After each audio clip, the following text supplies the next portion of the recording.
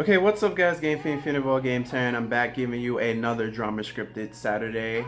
If you are new here, this is a wrestling show that I do every Saturday, and I go over the major topics that I feel like I want to cover that happened in the wrestling industry. Uh, but we got to start off with Week 16. Week 16 ratings: Wednesday Night Wars, NXT versus AEW. Let's see, for the fifth week, it looks like AEW has won again. Let's see, AEW did 800,000, and NXT only had roughly just over 700,000. It says 712,000. So they've beaten them by over 100K. They're closing the gap. For the past 2 weeks, it's almost been 200K, but they've beaten them by just like roughly, I want to say 116K. They've beaten them this week, so that was week 16. AEW has been winning. If you care about the overall score, AEW has definitely won the vast majority of the weeks. I still to this day do not know why Vince wanted to put his quote unquote development roster show against a brand new wrestling company. I still don't agree with it to this day. And it's like we could still watch NXT on the network, so we don't have to watch it live. So I'm not missing anything as someone that has access to the WWE Network. I'm missing something if I don't catch I'm missing something if I don't catch AEW. But, as I look over at my DVR device, I have the luxury to not watch any of these shows live. But to the people that don't have DVR, and for the people that don't have, the network, they gotta choose. Which is and the honest point, that's the majority. The majority of people that watch WWE don't have the network. That's still a thing. Whether you want to believe it or not, only the hardcores of the hardcores wrestling fans have the network. We DVR everything, or DVR every televised stuff. We're on the dirt sheets, we're on the PW Torch, we're on the NoDQ.com, we're on the Wrestling Observer. Some of you guys come here to get my thoughts and opinions on certain things. So we are the hardcores of the hardcores, and we have to remember that. As you can see, I'm rocking my Naomi hair. I have my hair out. It's not in a ponytail. But that's gonna bring us to the Royal Rumble. Since we're talking about hair and Naomi came back at the Royal Rumble. This was a good Royal Rumble. I do not remember a Royal Rumble PPV from top to bottom this good since. I honestly want to say it's either the toss between when AJ Styles came to WWE for the first time, or the Royal Rumble when Shinsuke Nakamura won it. It'd be funny if that was the same Royal Rumble too. I'm just talking off the head right now. I don't actually know if that is the actual same Royal Rumble. But this Royal Rumble was good. Edge came back. As you guys know, I'm a huge Edge fan. I already have is it gonna show if I move out no, I have to actually go get it. I already have the new Edge shirt. It came to me fast. I ordered it on Monday. It got here by Wednesday. It's pretty funny. But I already have the new Edge shirt. Edge came back. I'm marked out for that. That was big. But let me talk to it in a row, because now I'm talking about the Royal Rumble. Let me talk with the female Royal Rumble. Belair should have won. It shouldn't have been Charlotte, but they're trying to make Charlotte like daddy. And what doesn't Charlotte have that Flair has. Flair has a Royal Rumble win. So, since we want Charlotte to be like Daddy, we have to give the daughter the Royal Rumble win. So now she has the Royal Rumble win. And I think she has, 8, 9 title reigns already? I don't think she's broken 10 yet. I do not, and if it is, she's gonna get to 10 at WrestleMania. But they want to make Charlotte be like Daddy, so they have to give her the Royal Rumble win. They gave her the Royal Rumble win, and they're probably going to give her the WrestleMania win. Now,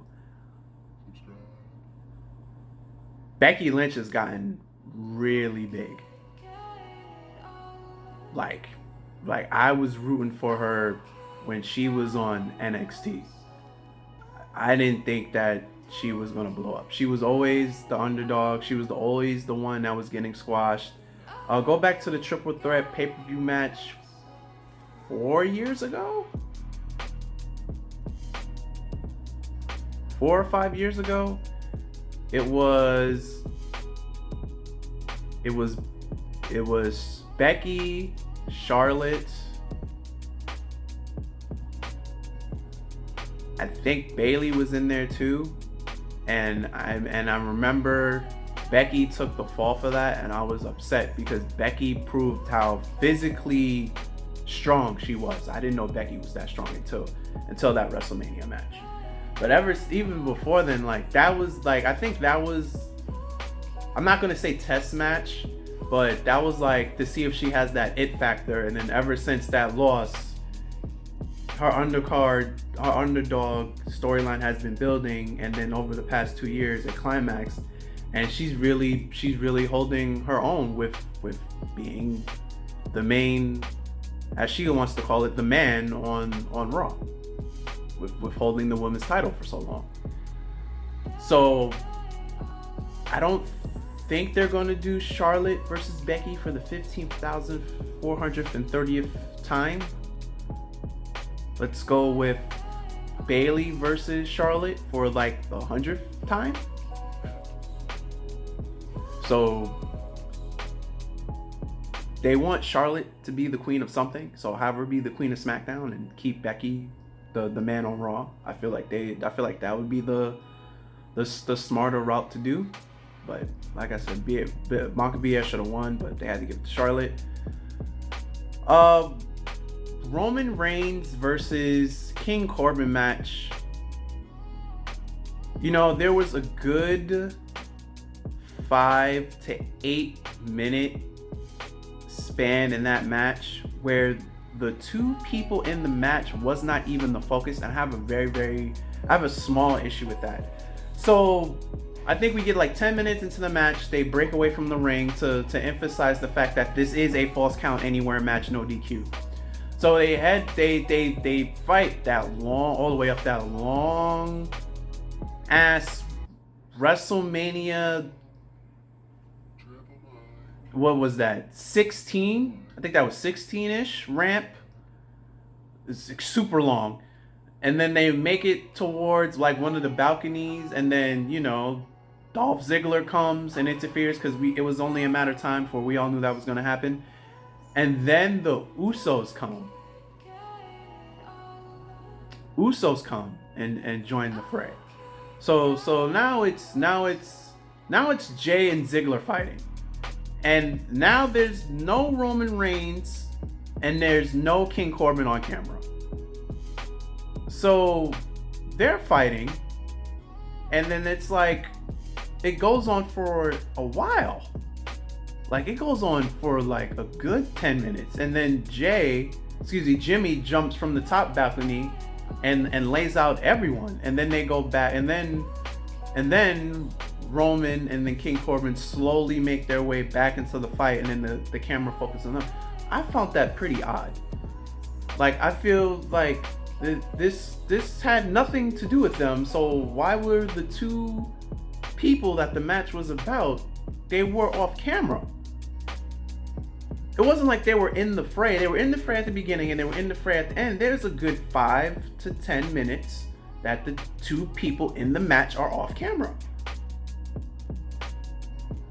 And I was like, wow, like the focus is not. I was saying there because I was at the bar. I was at a bar watching it, and I was saying at the time, I was like, wow, the two people that this match is about, they're not even on camera right now. Like they're not even showed laid out. They're not even showed like, you know, maybe like hunched over. They're not even showed giving directions to the people that are helping them. They're completely off camera, and I found that to be very weird. And the babyface won, hopefully ending in this feud. Roman Reigns got the spear on top of the dugout, got the 1, 2, 3 match over, so on and so forth. Men's Royal Rumble was good. It actually was getting to the point that it was getting believable that Brock could really run the table and eliminate all 29 of the superstars. Which, if he would have done that, that would have destroyed. That would destroy the prestigious Royal Rumble pay-per-view overall, having one man bury 29 other superstars. That would have been worse than Triple H if they would have had Brock toss out 29 other people.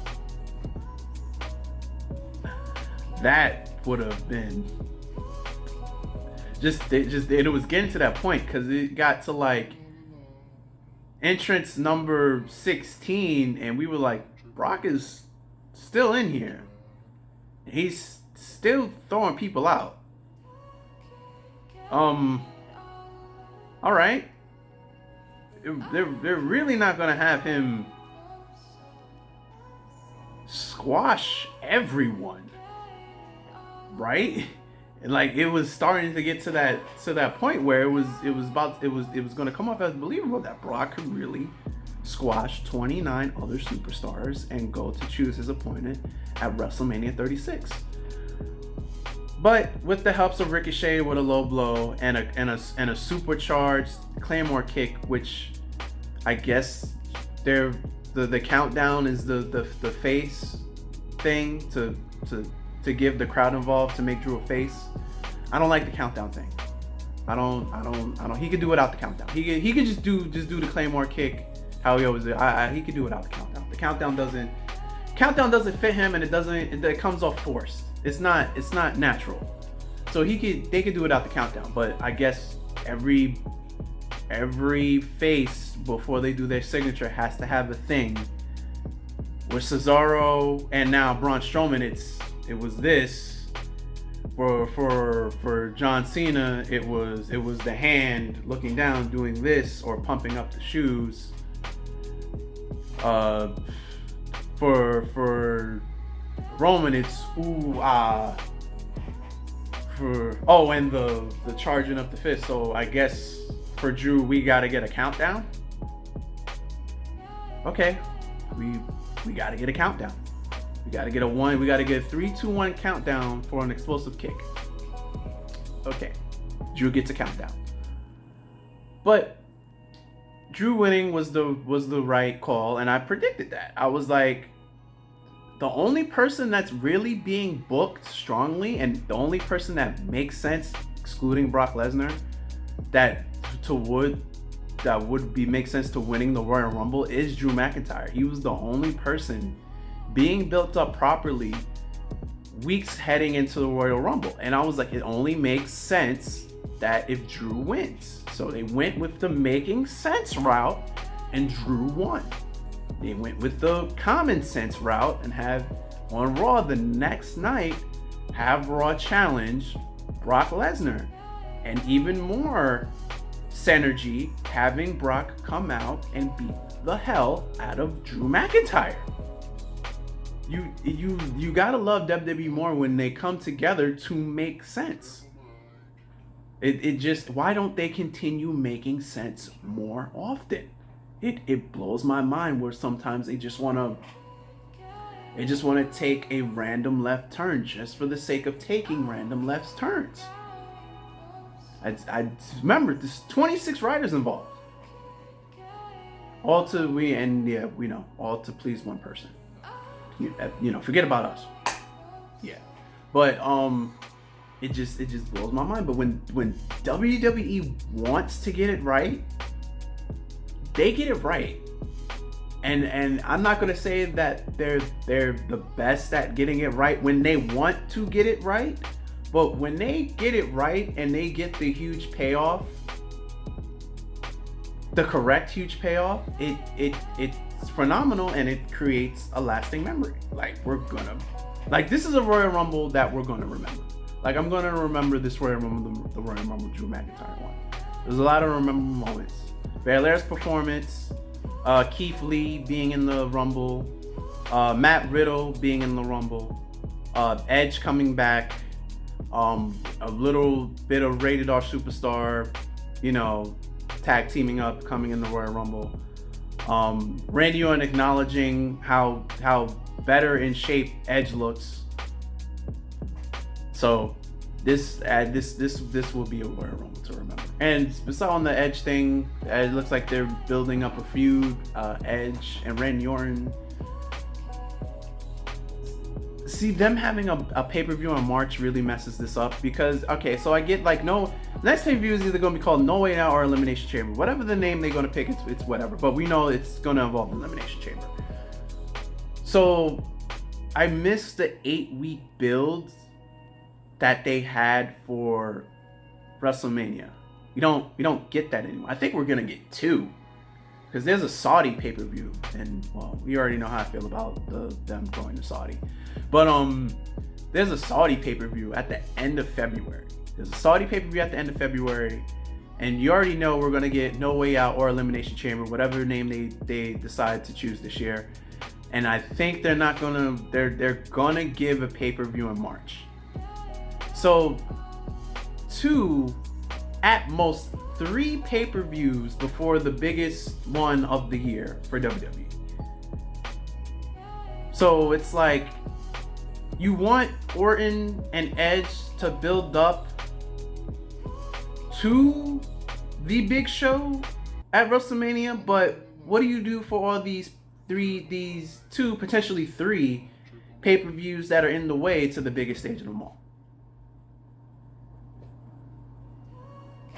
It's like you gotta throw the throwaway matches, with probably 2 of them ending in no contest and that. But I don't know. It's interesting what how they're gonna book it. Rumors are going on that Edge's new contract is 3 years. I don't know if that's concrete. I'm saying rumor that it's 3 years.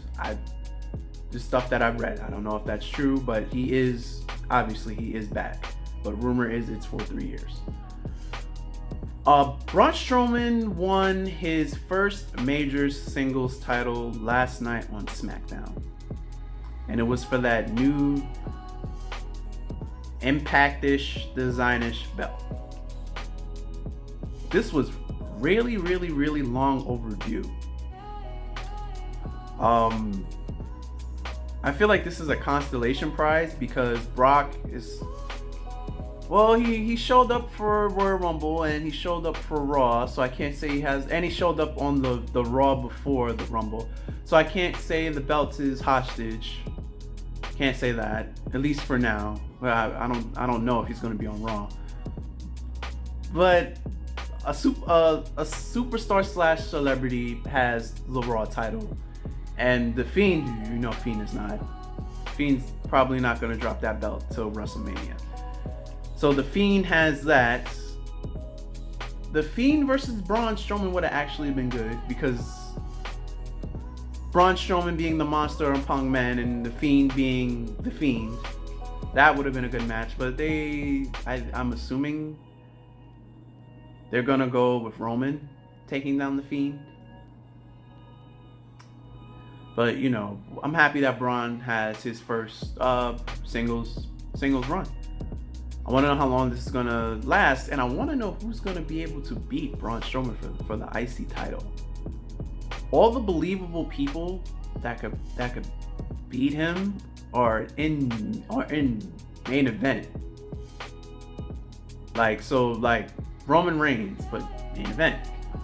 Daniel Bryan in main event. I don't see The Miz getting that this would be the 10th title, the 10th IC if he gets it. Don't see The Miz or making it believable that The Miz beats Braun Strowman. I don't, unless it was a specialty type match, I don't see a believable Shinsuke Nakamura beating Braun Strowman. Neither Dolph Ziggler, neither Kofi Kingston, or Big E. Going through the list, both Samoa Joe and Kevin Owens are on the Raw. They would be believable people to beat Braun Strowman, but they are on Raw.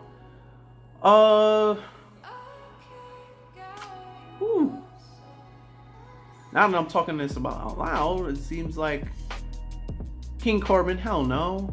King Corbin, no. I'm running out of mid-card people on SmackDown. Sheamus. Yeah, Sheamus. We could go with Sheamus. Sheamus would be a believable, good opponent for Braun Strowman. Sheamus. Yeah, okay, we found one. Sheamus. Because it was getting into Chad Gable. We all know that one. I don't know. On to even some more SmackDown. The Revival have requested their release from the WWE. I think this is the second time within 9 months they've asked for it. And I think how they kept them quiet the first time is that they put the belts on them to get them to stay, and that's why they stayed. But they're asking for their release yet again, and WWE really doesn't do much with them. I mean, they come out, they're good in-ring workers, but there's no character. There's no really promos. There's no behind-the-scenes thing. I think the most behind-the-scenes engagements that they've had was with the Usos, clowning them or making fun of them every week. But there's really nothing behind the Revival. There's really nothing that makes me want to turn on SmackDown and say, hey, I can't wait for the Revival segment. No, I don't get that. Because they're good in-ring workers, but there's no character behind them, and I want to say that's both partial their faults and WWE's, but more on WWE since they control everything. So we only get them in the ring, which they're good at in the ring, but we don't get the Revival outside the ring. Like we don't get the Revival how we get the Usos and how we get the New Day. To be or even more how we get Otis and Heavy Machinery. See how they have in-ring talent and then they have backstage promo time or storyline development time of what they're going to do or what they're thinking about. We don't get that with the Revival, and I think that's the one thing that they're missing. But they asked for their release. It'd be interesting to see if WWE grants them their release or not, and it seems like they don't like. If it was about the money, like if it was solely about the money, this would be the worst time to ask for your release because you would want that WrestleMania paycheck. But it seems they don't care about the money. They just don't want to be in the company anymore. So it's interesting. But they apparently they don't money is probably the last thing on their minds. But we'll see if WWE grants them their release.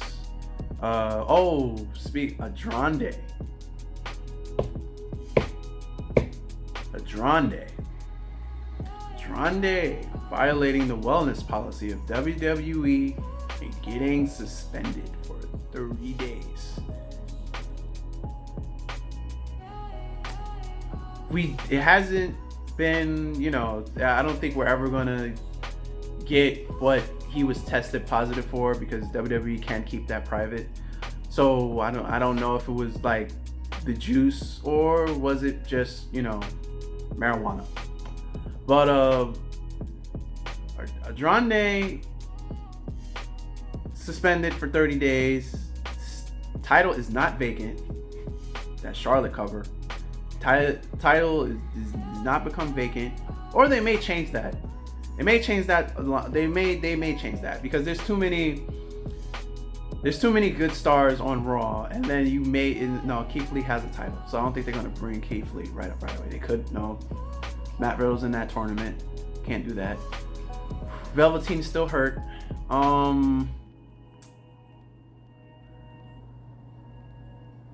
Adam Cole still has the NXT title.